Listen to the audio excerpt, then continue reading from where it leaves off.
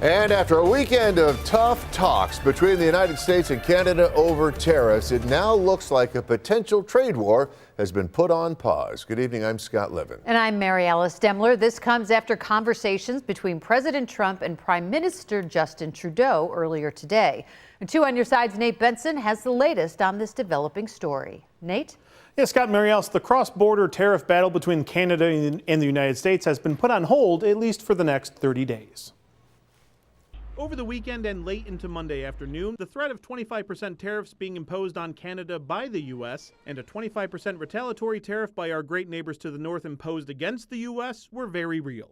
This will include immediate tariffs on $30 billion worth of goods as of Tuesday, followed by further tariffs on $125 billion worth of American products. The U.S. Chamber of Commerce imploring that, quote, tariffs are not the answer, saying they won't solve these problems and will only raise prices for American families and upend supply chains. Where everyday Americans will see prices going up. Minority Leader Chuck Schumer on the Senate floor Monday afternoon. Economists predict that President Trump's tariffs are going to raise prices on American families by as much as $1,200 a year.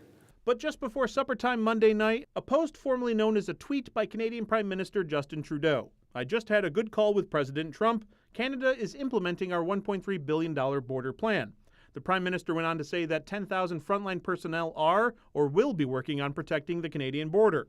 And a fentanyl czar will be established along with a U.S. joint task force to combat organized crime, fentanyl, and money laundering.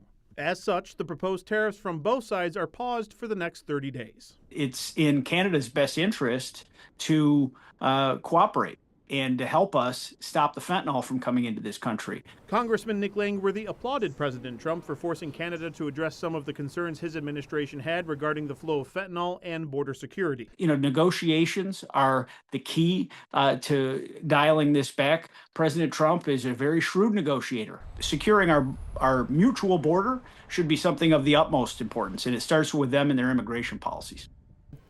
Now, the Canadian government actually announced the bulk of this border plan back on December 17th. The only new aspect of the announcement was the number of frontline personnel and the fentanyl czar.